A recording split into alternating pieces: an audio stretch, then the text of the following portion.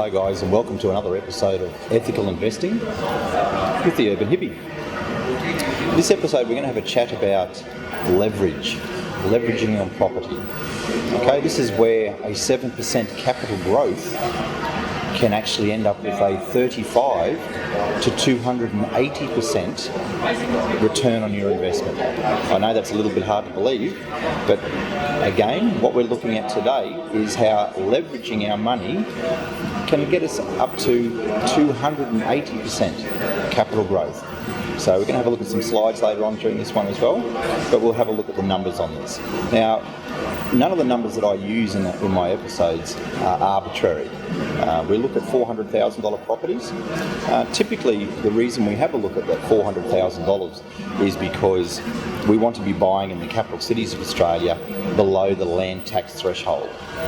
Okay, land tax threshold means it's easier to tenant because we're targeting a lower socioeconomic group, and we're targeting the rental bulk or the working or blue collar class of Australia, and which is typically the type of area or part of our socioeconomic area that is geared towards housing commission and just above those areas, Department of Housing.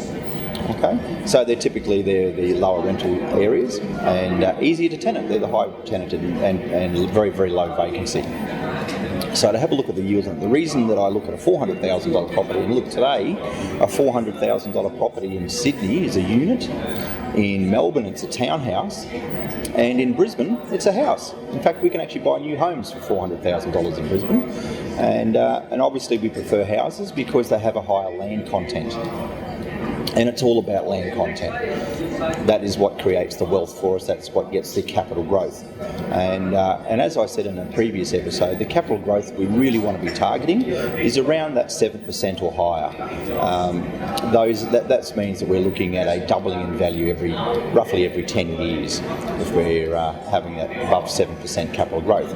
Also, we can achieve cash rates for most banks today around that 5%. So it means we're buying low, and we're achieving a higher profit on our cash rate.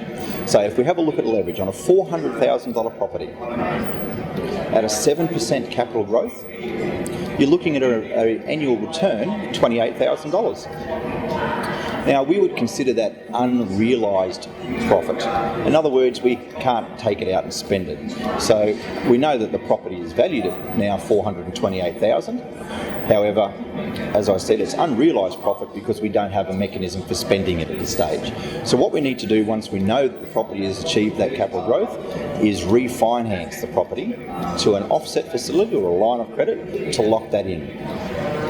And by doing that, we now have that converted to or accessible through something like a Visa debit card, and we can go to any ATM and start pulling that money out and do one of three things with it. Either go out there and use it to purchase more property, or use the funds to cover our position or fund costs as a buffer, or indeed we could even use it, which is our eventual aim, to fund lifestyle.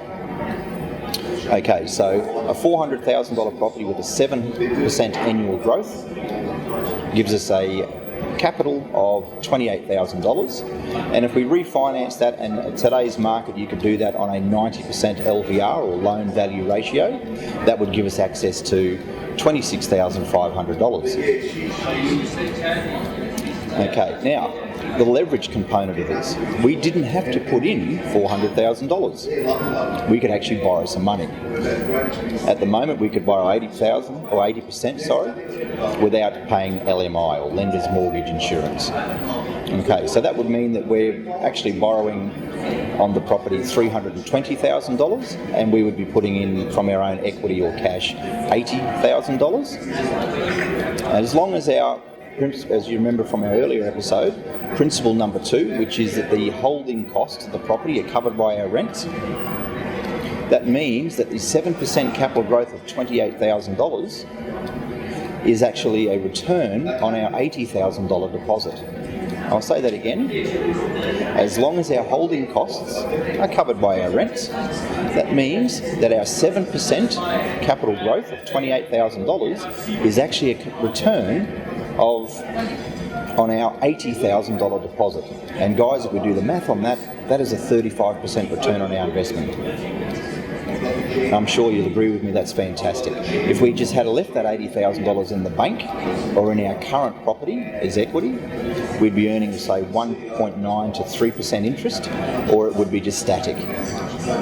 But by pulling that money out and putting it into a property valued at $400,000 at an 80% LVR and a 7% capital growth, we've had a return on our investment of 35%. So what we're talking about here, guys, is not spending money, it's repositioning it. We're actually taking it from our bank or our current equity, putting it into another property that's achieving quite a modest 7% capital growth, but because we've only put 20% of that of our own money, we've actually achieved a 35% return on our investment.